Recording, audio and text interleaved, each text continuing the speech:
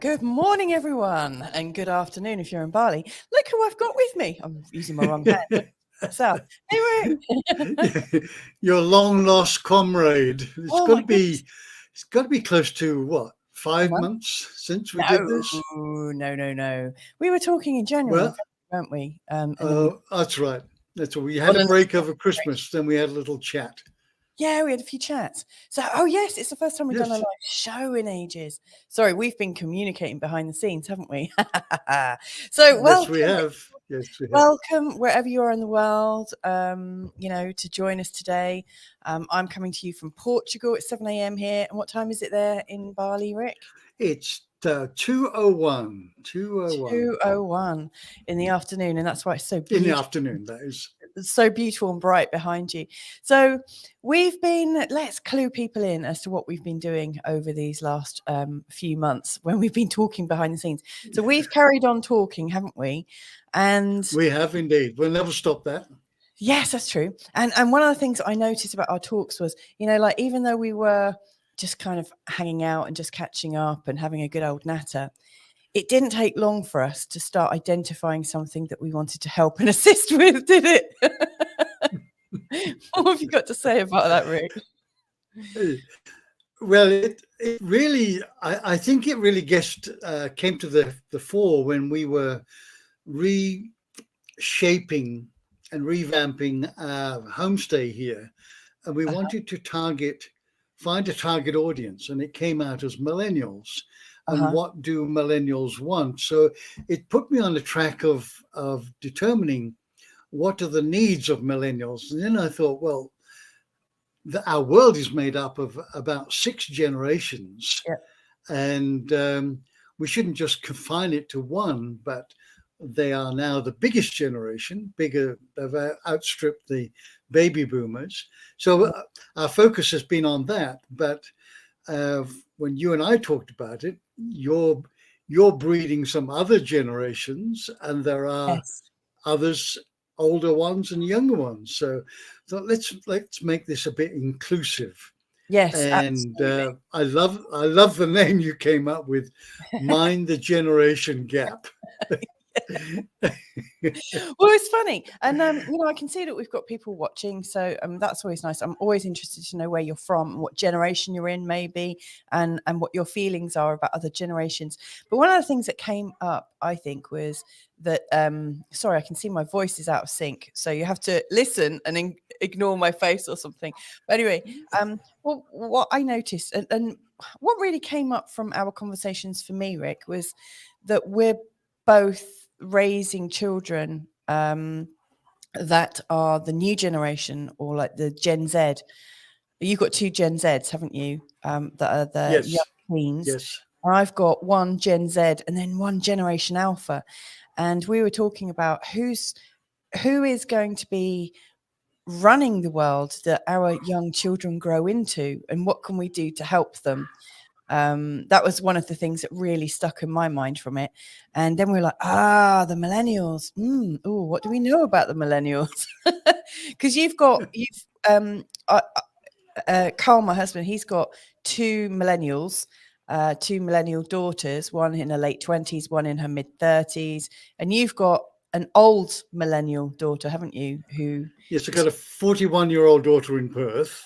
Yeah. And we've got 2 soon to be 14-year-old girls here. When I say soon, next on the month, 29th right? of this month. Oh, this month. So they're 13 now, coming on 14. No, this month, April. Yes. So we've got 2 generations there, and we got a double whammy with the girls here. So much is needed to find out where they're coming from and what's their characteristic. What can we expect of them? Yeah. Yes, and it's a huge thing, isn't it, to inherit the world one day and to have all that promise on you. Yeah. Um, so, I guess why is it so important then to explore the generations and the sort of generation gap? I mean, how has the generation gaps arrived anyway, and how is it that like generations have been kind of described and put a whole mass of ideas on? Mm. Well, it's a fairly big subject, and I won't profess to be a specialist on it at all. Oh, will I? But there's roughly 6 generations, Uh-huh. and let me just quickly spell them out. I made a few notes: All right. traditionalists, baby boomers, Generation X, Yep. Generation Y, which is another name for millennials, Yep. Generation Z, and then Generation Alpha. And Yep. that ranges from 1901 right up to 2023. So there's a big age group, Yeah. and clearly, you know, not only do we inherit our DNA from half from mum and half from dad, Yeah. but there are generational cultural changes that occur Mhm. in each generation, and we inherit part of that. So it's we felt it was necessary to really establish what is the difference in these Mhm. different generations, what to expect, and then ultimately how can we bring this together so that there's no more separateness, but we're just all part of the human family with different traits. Yes. So that's how it all started. Yeah. That's amazing. First of all, thank you for letting me know what the older ones are called, the traditionalists. Carl's mother is just at the tail end of the traditionalists and at the top end of the boomers. I've got boomer parents. Were your parents traditionalists or early boomers? I would say there would have been traditionalists, yes. Having been through a world war, and yeah, there are some. There's possibly some traditionalists still around. Their age would be close to 80, Yeah. so there would be a sizable amount of traditionalists, Yeah. and then they were followed by the baby boomers in 1946. Yeah. So yeah, yeah, you could definitely say my parents were traditionalists. Yeah. They were, very much adventurous, Mhm. but lived a very simple life. We lived on a farm in England. We grew our own vegetables. So there was a very traditional culture about our family. Mhm. Dad was the alpha male, mum was the protector, Yeah. and so on and so forth. Those role playing that have somewhat diminished these days, or Yeah. altered in some shapes. So Absolutely, I yeah. would agree with that. Yeah, so it's funny because like the gap, when I think about the gap, what I notice, I guess, is that most generations tend to be blaming each other. So I'm a kind of tail end Gen Xer, um, and Carl's like an older Gen X. And when we've thought about the world we're inheriting, we have actually put some of the anger that we might have about the world firmly on our parents' heads. And his mum, like I said, and his dad would be traditionalists and minor boomers. Um, and actually, when I look at the generation up, I see lots of people who raced to get there and then kind of retired and kind of almost checked out a little bit. Kind of, it's almost like we got here, we own our houses now. Now we can put our feet up and relax. But I do see lots of sort of like indigo, energetic boomers, and I tend to attract them. Which is why I love you so much, because I mean you're working and you have a passion in your life, and I've got some other really great boomers around who are doing stuff, and I find that very useful. But in general, like when I think about the boomers, I think, 4 holidays a year, sit on their asses, maybe do a bit of golf, and and I really feel like a lot of boomers raised their children to be independent and they're not really living that independently. I do know some that are now babysitting grandchildren and things like that, which is great because we need that. But on the whole, I see a lot of people wandering around social clubs having fun and stuff. That sounds quite nice. And then when I look down, like what I've learned from the media is that maybe kids get it a bit easier. And so I don't know if there's been a bit of a media trick or that we just understand our own era. Carl and I have got a shared music. We've got like shared political news, what was rising up in our childhoods. That we have a sort of like little place marker. We understand it a bit like when you were talking about growing up on the farm. My dad, when he describes where he was growing up, that there just weren't that many roads. And he used to describe how there was just fields everywhere where now there's houses in a way that we just can't possibly understand. So I understand that you've seen a massive change in a way that my generation, I think we've seen some infrastructure go in, but we've really seen a technological age. And then you go down, like Carl's daughters, like his mid daughter, who's a younger millennial or a mid millennial. She was born in a time, and all our younger children, they haven't lived in a world without electronics or Wi-Fi. Again, they can't understand what we're talking about living in a world without any of that. So yes, yeah. So I think that's how these gaps have arrived. But maybe, of course, we label the generations, and then all of a sudden it's something that we can other about, isn't it? And we can say, "Oh, it's all your fault." Yeah, it's very interesting. Being a boomer. Yeah. I was growing up, my parents talked about when Dad retired, he would buy a 4-wheel drive, they would have a caravan, and then spend 2 years traveling around Australia. That was a dream. So it was almost the boomers, the pre-boomers were, let's wait till we retire. If we're lucky, we'll get a gold watch, and we'll defer everything till retirement, and then it's just going to be perfect. Yeah. So we were brought up as boomers with that sort of thought. Yeah. And to this day, I still dream of having 2 holidays a year of 6 months duration. I love that. But it was interesting. I watched, and my dad passed away before he even got the 4-wheel drive, which was a very interesting exercise for me and a wake-up call for me as a boomer to break that mold and live each day adventurously as if it's going to be your last. Don't be wasteful for your money, but don't stack it in the bank waiting for the golden day to arrive. Spend your money, have your adventures, do your travel, do what you need to do, and still have some savings there just for the rainy day. But certainly not deferring everything until you're 65 or 70. And I, as a coach, we get lots of millennials come through, and one of the first things I say to them is, don't defer your lifestyle choices until you're retiring. Do them early. You're in the 20s and 30s now. Choose a lifestyle that really resonates with you, that you can be passionate about and love doing, and then live that for the rest of your life, rather than just deferring and putting it off. So that was interesting exercise for me. Yeah, I mean, that's helped me understand the boomer mindset a bit more, about this kind of looking forward to that future where you can put your feet up and live like that, and also the whole idea of saving for a rainy day.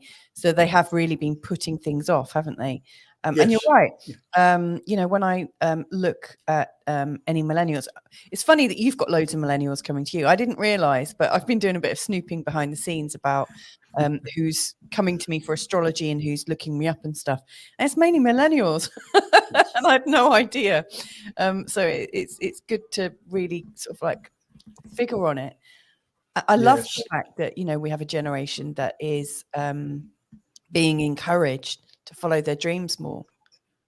What do you think about what do you think the generation gap serves? Because there's obviously a gap Hmm. between us all. And you know, I think millennials look quite scathingly at different generations too. If I may just share a story, a client and I were talking just recently, and they've got millennial children, and in fact, I think they've got 3 millennial children, and they were driving around one of the southern states in America, and there were some older people in a cafe, and they'd all gone in just to sit down and eat in a cafe and enjoy some nice pudding and stuff. And one of the children looked around and were like, look at them all. They should all be dead. They're holding our wealth at the moment, or something like that. And my client was a bit shocked. And I think, you know, this particular child, or young adult, sorry, has been a bit radicalized at university about the ideas of who's doing what. It seems quite angry at the world at the moment. And I think there's a lot of activism in the millennials. But, you know, though, actually, I think, you know, in all these like local and recent conversations in the narrative about, you know, health systems and how much it's costing to prop up health systems, and then how much wealth, you know, the comment that was made was like, they're not doing anything, you know, they should make way for us. And it was, there's a very sort of like different view on the value of life, you know, from this conversation that was being recounted to me. I don't know if you've come across that at all. It sounds like you have happy and grateful millennials that come your way. Yes. Sorry, that's a bit of a long Just a reminder, Mhm. one coin, 2 sides.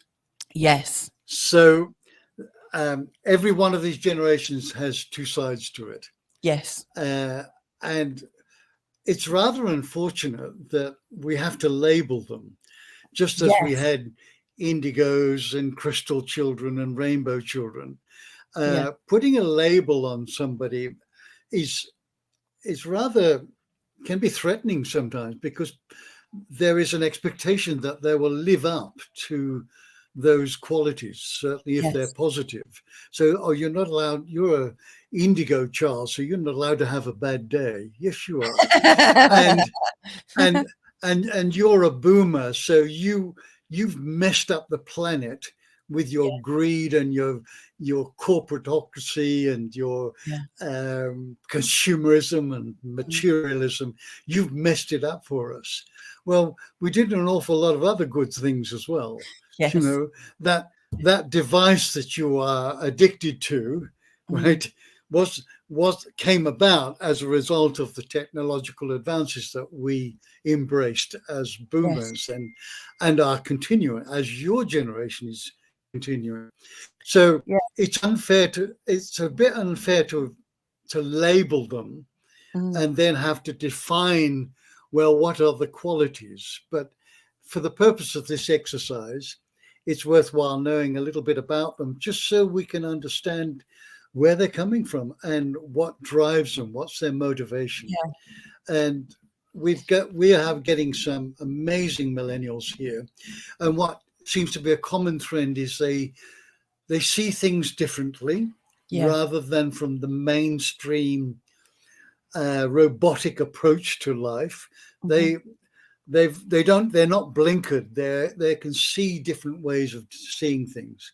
They're Yeah. usually well educated, not necessarily, you know, PhDs, but have had a good foundational education, Mm. well traveled. They Yeah. want to be free. You won't see I'm probably putting my foot in my mouth here. You won't see an adventurous millennial sitting on a cubicle doing a 9 to 5 job with a boss that they hate. Mm. That's not something they want. They want to be free, and hence, you know, we have digital nomads, or the Yeah. classic nomadic generation, a millennial generation. So they want to travel, they want to be free, they don't want any constraints on themselves. Yes. And identifying that is a good boon to be able to. So that now I understand why you don't want this and you do want that. So Yeah. that's how the gap serves. To come back to your question, how does the generation gap serve us?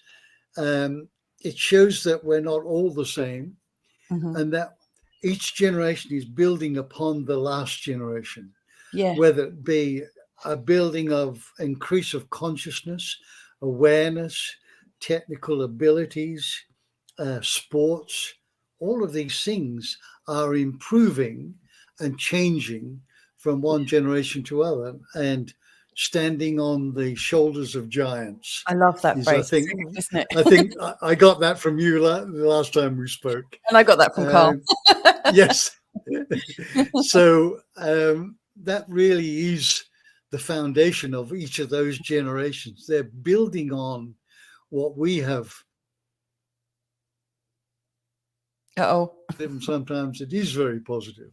Yes. But there is a building from the previous generation.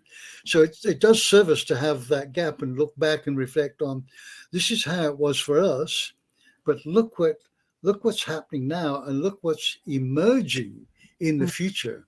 Yes. From those generational gaps. Yeah. Thank you for that. I really like that sort of explanation about how it serves us, because you're right, we can see progress, especially when, you know, you've got these labels, even though as we have labels that define us, it then creates another sort of dynamic which can be negative. I just want to say good morning to the Ancient Mariner, who's probably sailing somewhere around somewhere in Europe. Ancient Mariner, have you got I think you've got children. Which generation do they fall into? Are they Gen Xers? Are they millennials? Where are you? Are you an earlier Gen Xer? I'm not quite sure, but I'd love to know what your thoughts are in terms of generations and how they impact your life. Yeah, I really like what you're saying there. I mean, there was only one thing that I disagreed with, and that was that music has progressed. I think it's actually devolved a bit in recent times. But apart from that, I'm pretty much in agreement. So the Ancient Mariner said, I think the main challenge that as each generation progresses through life, the realization of their custodianship place in the greater scheme of things doesn't happen until it's too late. Yeah, I do get you there. I'm in 1960. My daughter is 1996. So yeah, your daughter is definitely a millennial. Carl's got one daughter born in 96. And does that make you a boomer, a late boomer, or a really early Gen Xer? I'm not entirely sure. But you're pretty much born into rock and roll, aren't you? Yeah, so that would be a boomer, Ancient Mariner, and your daughter would be, what did you say, 96? Yeah, 96 would be Gen Z. 96 was 1995 to 2009. So that would be 28 years old, the older, and 14 would be the more recent ones. Yeah. Oh, okay. So, yeah. Oh, so Carl's got one Gen Zer as well. He's got generations. He's got children. So he's got like a Gen Y, a Gen X, and then 3 Gen Zs. So you think about the challenges that, you know, I reminisce now and again how things were done in my day. I make the mistake of saying, when I was a kid, to my and I wonder why their eyes roll back in their sockets when they hear those words. But it is interesting to see that the difference between how things were done, even within one generation and another. And so, as a parent, for me as a boomer parent, if I was stuck in my ways, I would be absolutely stumped on how to raise these Gen Ys and Gen Zs. I would be clueless unless I've done some research on it. So it really does serve to bone up a little bit on it, and especially as a parent, to then observe them and see, wow, there is a trait coming here. There is something that I see different there. And of course, their interests are going to be very different.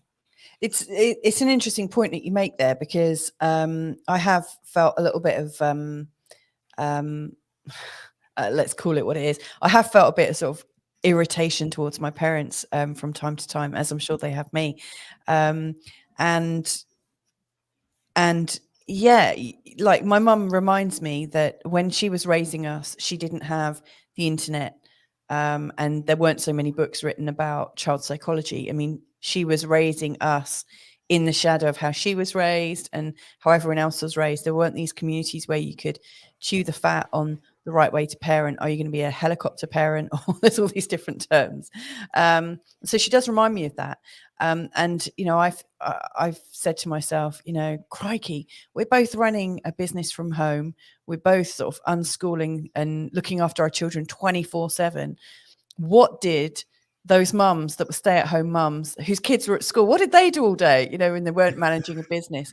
And I was looking at my mum thinking, God, you had a holiday for at least 10 years.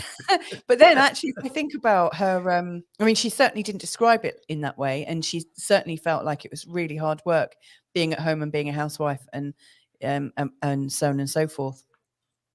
But she didn't really go back to work until I was 10. And actually, it really wasn't that commonplace. You know, it was quite a radical thing, you know, her going back. I mean, she was a bit one of the later mums going back to work, but, you know, she was brought up in a time where women weren't really expected to work unless they were really drafted into things because of a war or something. So, Yes. yeah, maybe I should. Sorry, Mum. Sorry, Dad. Yeah, sorry, just want to just share what Ancient Mariner is saying because it's quite insightful. Coming to terms with your parents and then your children as people and sentient individuals in their own right is a big turning point in life. Yeah, I'd agree with that, wouldn't you? 100%.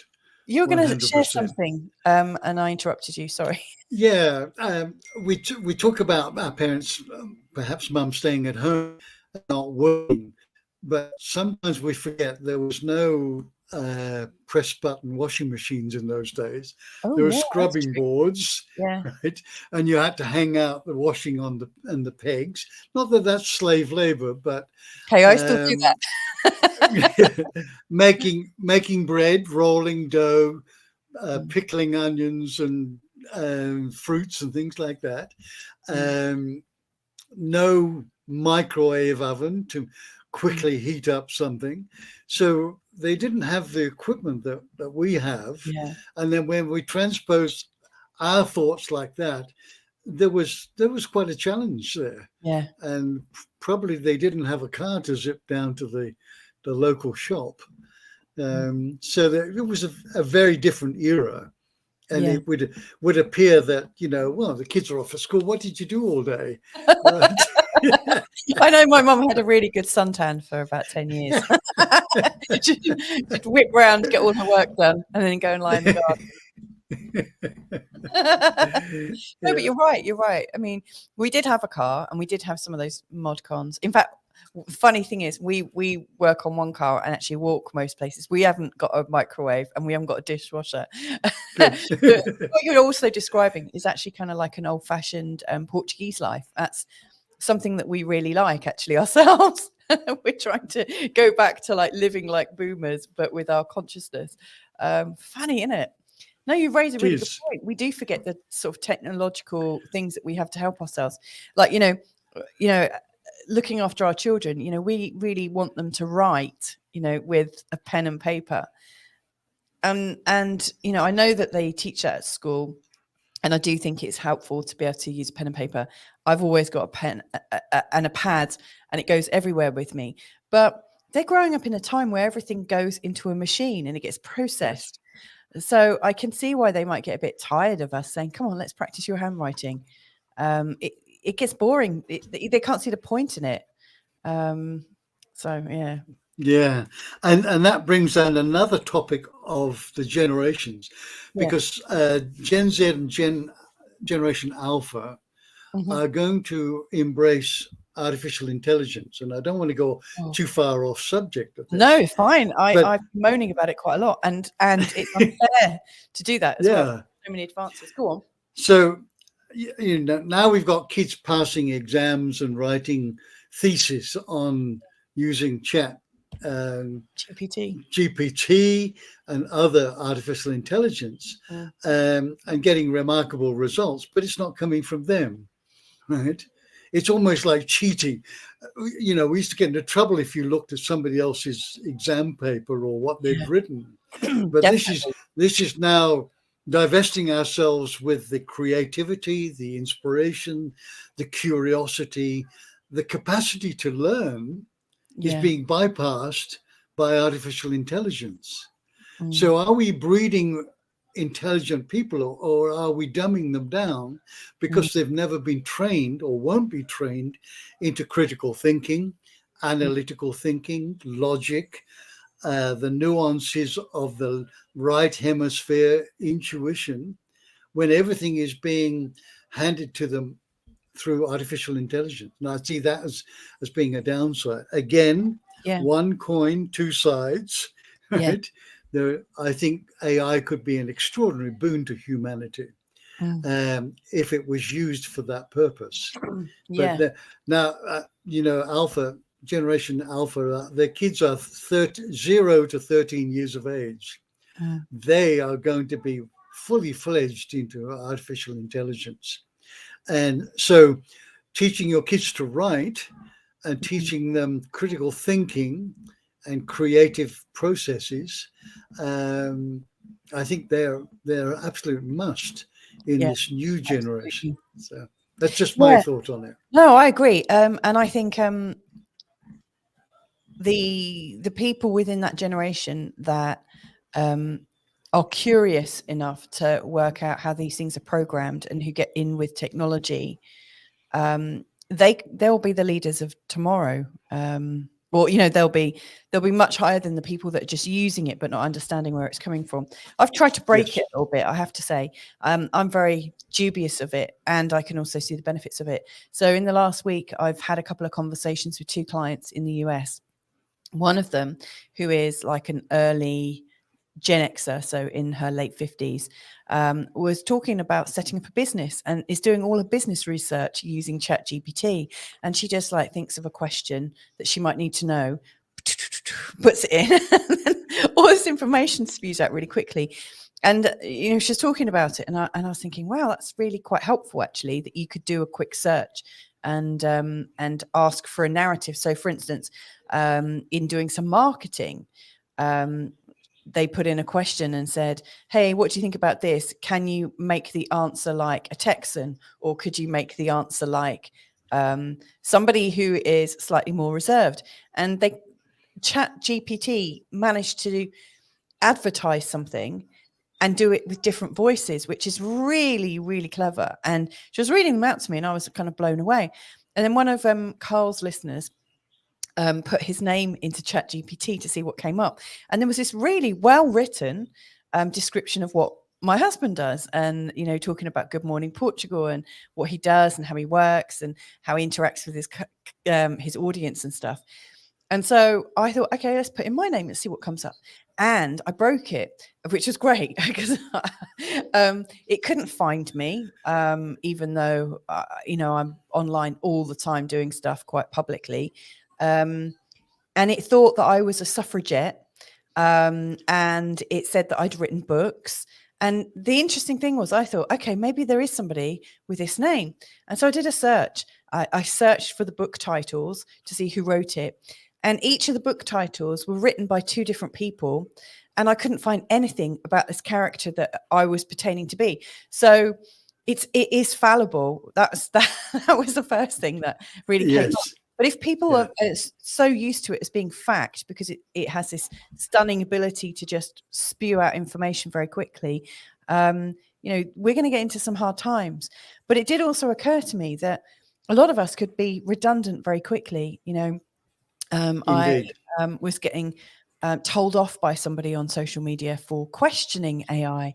And this was somebody who I would say is in a sort of like narrative, fluid position. They don't believe what is spewed out by the government, and maybe questions all sides. But this person, who I think is single, and has grown up children, they'd been having conversations with ChatGPT and was almost talking as if they had a relationship with it, that it understood them and that they had this kind of company. And then it raised all sorts of different things, like people are going to be using it for company, people are going to be using it to get advice, to get guidance. And if there's an underlying program or an underlying narrative supporting it, it's going to spread like wildfire. So, yeah, I mean, if it has a political agenda that gets revealed over time, that could be really quite shocking and quite brilliant and quite clever. Absolutely. Yikes. Yeah, couldn't agree Discernment more. is something that's important, isn't it, for these younger generations? Absolute discernment, knowing not to trust everything. Yes. If you look at it, it's basically information in, information out. So ChatGPT is only as good as the information it's been fed in. And according to the, unless I'm 2 weeks behind the scenes, it doesn't have access to the whole World Wide Web.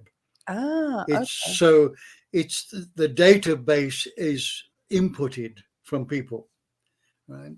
So it is able to, the robots and ChatGPT is able to replicate the answers based on what has been fed in, and the robots could actually have a physical facial expression based on what is being put out, what they're expressing. So it could look very normal. However, somebody has said that one of their robots is sentient. And I don't believe that.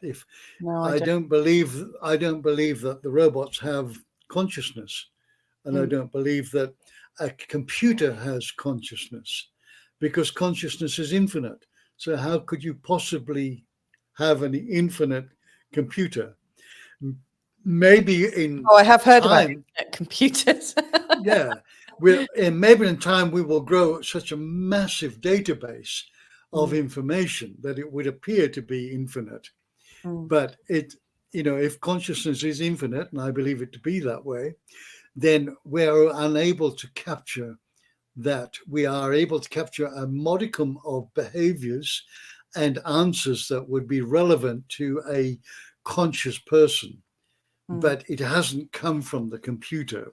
It's come from what's been fed into the database. Yeah. So it's never going to take the place of a human being in that respect. But from spewing out technical information and answers, it can be an incredible boon to humanity. As long as we're watching carefully, what is the downside occurring with our children? Yes. That can't pick up a pen and write their name, and can't figure out a very simple mathematical equation. Yes. Yeah, I like that. I like that end bit as well. I'm just going to pop up some of what Ancient Mariner is saying with us. So he's saying Monty Python, 4 Yorkshiremen sketch. We had it hard. Oh yeah, that is definitely the voice of the boots, I would say. All right, Ancient Mariner. Who you calling Big Nose? Big Nose? Excellent. I'm a Monty Python fan. But any millennial listening is not going to know what we're referring to there, or maybe not. The Ancient Mariner: logic, facts, independent critical thought, and objective reality are very unfashionable these days, and may not have a place in the evolving new world order. It's an interesting point there, because any world order that seeks to create an order isn't going to want people to think necessarily, or it will want certain people to think and others not to, because how can you create order in a free thinking world? It just doesn't happen. So I would definitely agree with that. Celebrity, instant gratification, political correctness, and unwavering adherence to the current narrative are now core life skills and personal virtues.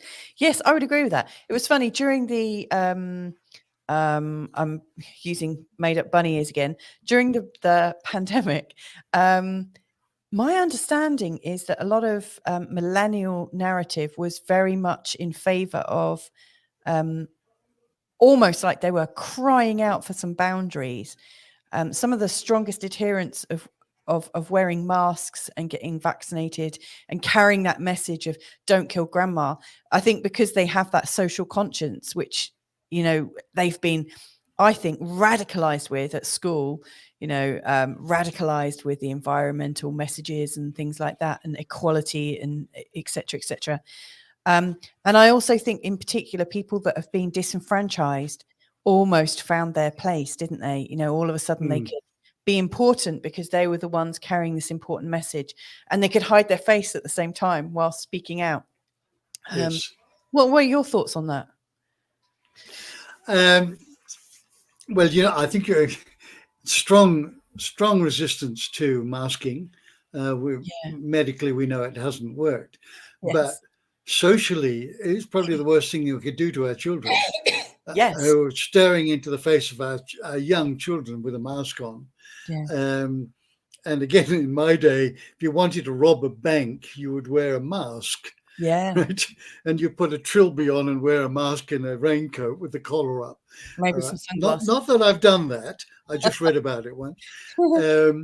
Now the impetus was on, well, in order to save grandma and save yourself, we need to mask you up. So that never gelled well with me. No. And I think then with a modicum of critical thinking, you'd have to question the validity of that and the validity of the science that went behind it.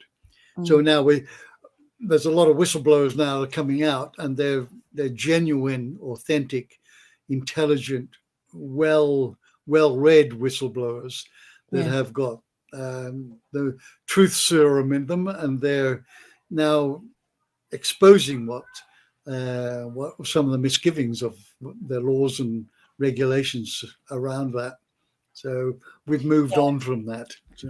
Yeah, and in terms of what the ancient mariner said, in terms of, it feels like now core life skills and personal virtues are sticking to the current narrative.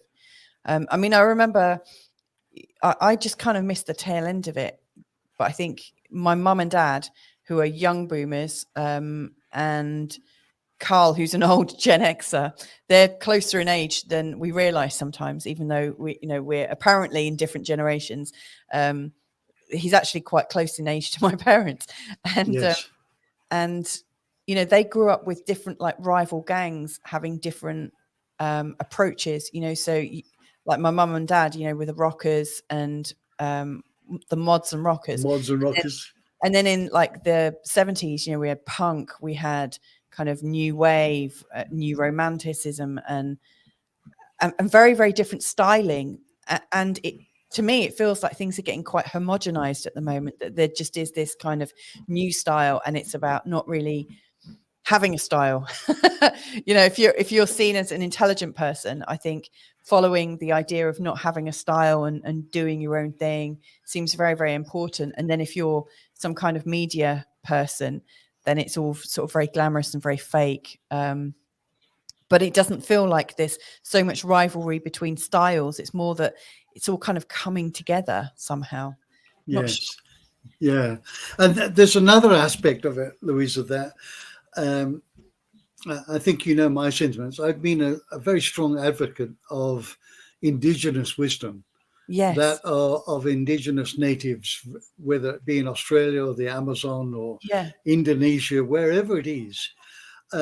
People that live for thousands of years in harmony, in peace, taking from nature what they needed, and living in this cooperative, collaborative style with Mother Nature.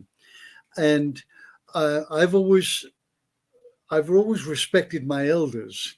Yeah. And I think to some degree that is being watered down as technology takes over. We're more likely to believe what we see.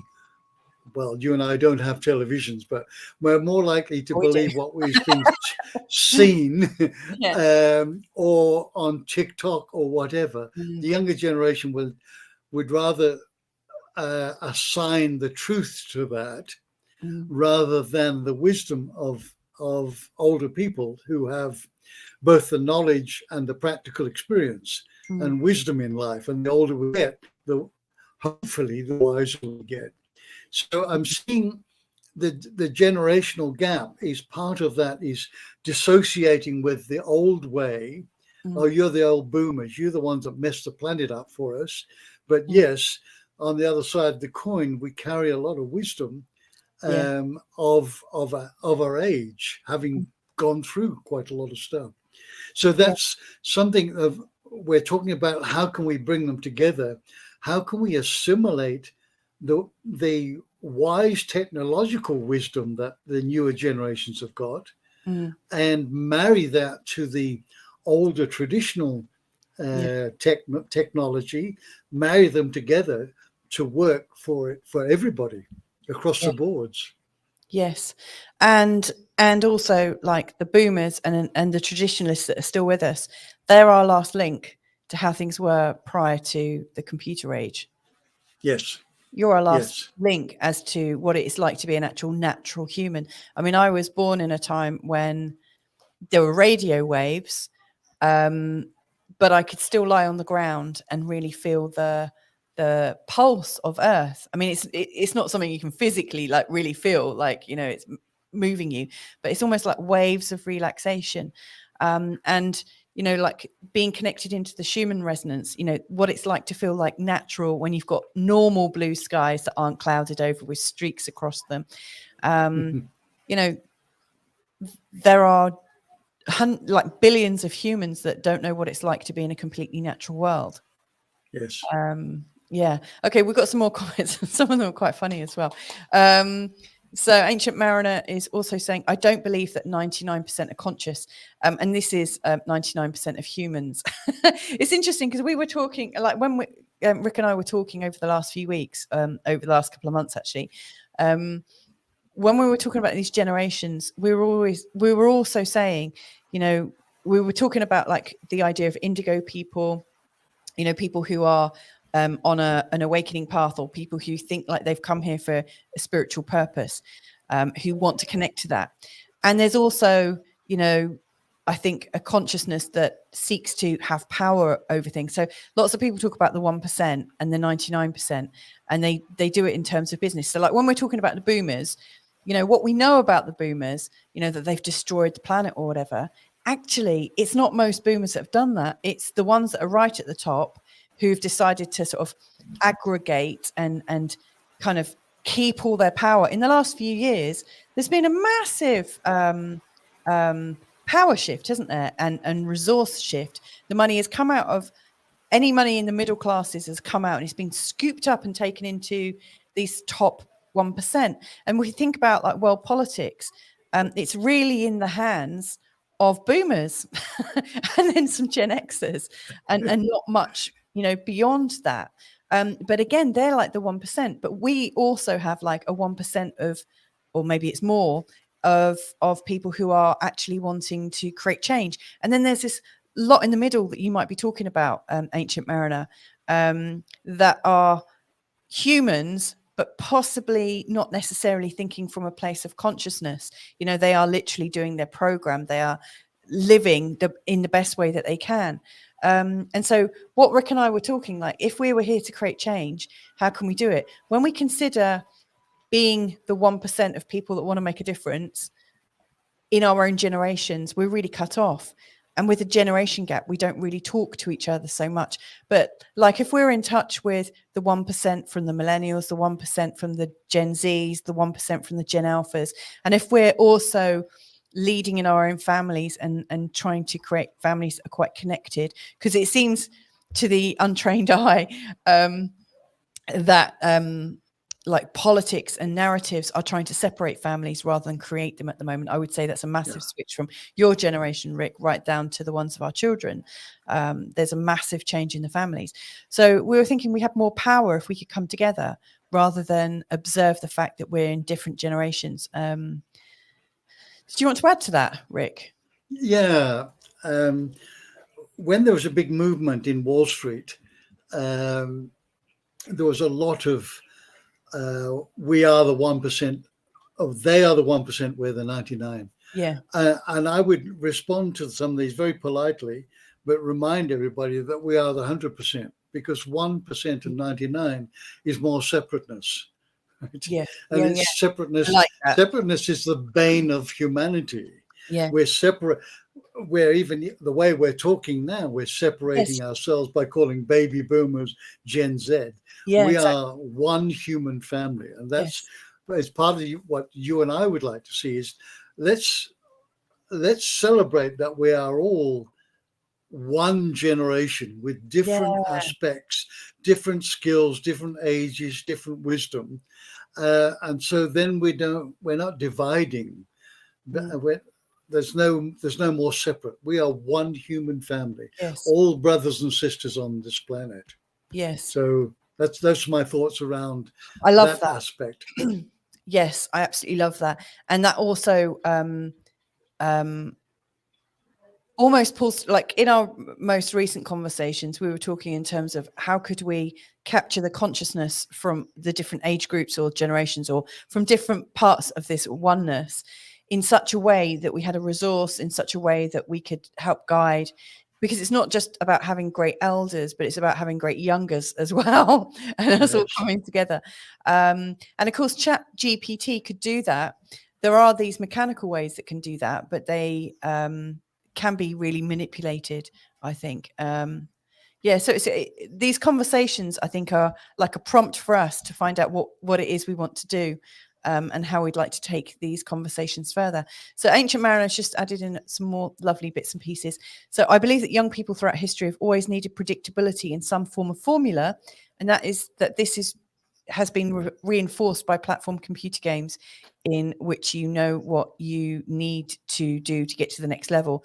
In the 21st century, they've been bombarded with fear porn, and it's and porn as well, and it's a natural reaction for them to cling to whatever they're told to do as a comfort blanket. I would agree Yes. with that. I would too. I would go further and say that whilst this all looks like everyone's having a lot of choice and playing computer games and having freedom and stuff, I would also say that behind the scenes, I think there's some predictive programming going on there. Like if you were somebody that wanted to control the planet or something, or create some mischief, and you had a really long-term view of, say, 200 years or so, you may well very plan to do just that, to keep people distracted and disengaged. I don't know. Yes. Maybe I'm a Yeah. bit of a cynic. I agree with that. The antidote to fear porn is love. Yeah, love porn. That's the opposite. So at a family level, if we can instill within our children that they are loved, they are heard, we are present for them, Yes. they're far less likely to be caught up in this fear porn narrative. It's not to say they'll be excluded completely, but they won't need to look at something else to feel complete. And to me, the universal solution to our human problems is to become more conscious, shining the light of consciousness on the shadow of the ego and shadow of fear. That's the universal solution, and not an easy solution, I might add. And the work that we're doing now may not come to fruition for generations to come. Yes. Or it might do. There might be a tipping point, a event horizon, and suddenly something changes. I'm just interested in getting through one day at a time. And I'm not an alcoholic. No, I really like that comment. It's funny that you say that, because when like if we assume or maybe consider that maybe an outside force has got a long-term view of how they want to change society, it also means that in our sort of egoic ways of wanting to make a difference and seeing that difference right here, right now, we're probably selling ourselves a bit short and also missing the point. It takes a long time to shift a culture, and we have to do it selflessly, really, and be dedicated to it. Carl interviewed, have you read Stephen Jenkinson, Rick? No, I haven't. Oh, I think you probably like it, actually. He's a well-known Canadian thought leader on things like death and the joy of life and all sorts of different things. And one of the comments that he said in the recent interview was, you will never know the true impact that your life has made. You just won't know it in your own lifetime. It's impossible to see the impact of it. And kids coming up right now are in a very sort of instantaneous place. You know, they want to see the impact right now. They get quite stroppy. So I've got a couple more comments, and then I'm going to have to wrap this up because we need to welcome people in Portugal in a minute. Yes.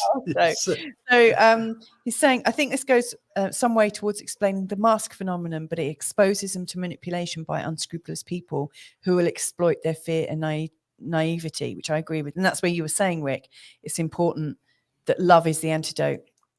Yes. Yeah, the Romans distracted the 99% with bread and circuses. And it keeps the plebs in check while the grown-ups get on with the serious business of politics and also create the world. Yeah. So what would you say to sum up? In fact, we did have questions, didn't we? Okay. I'm going to ask for your summing up thoughts, but also how might we, what's our call to action today? What do you think we should take from this, Rick? And where would you like to restart this conversation next time? Now you're pushing me into the future. Good. It's not bad. I think the takeaway is to continue this dialogue and encourage people to add to it and give some thought as to how their lives may have been impacted and offer some suggestions, because it's not us that's driving this.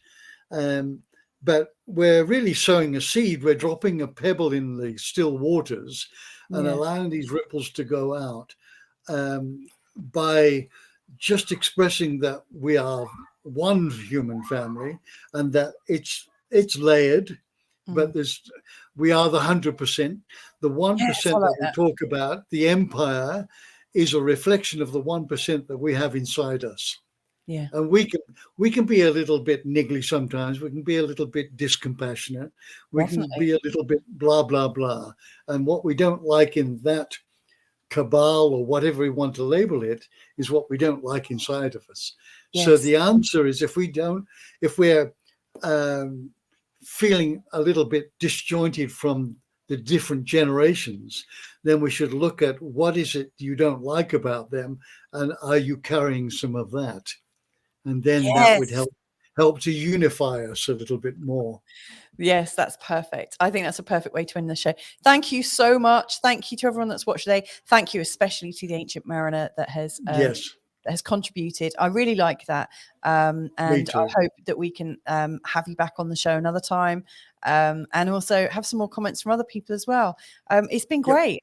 It's lovely to go live with you again as well, Rick. Yes, it's a pleasure and an honor, I can tell you. Thank you so much for setting this up. Likewise, absolutely likewise. So anyway, enjoy the rest of your day wherever you are in the world. We'll be back soon. But in the meantime, just take care. Lots of love to you. Big love. Ciao. Ciao.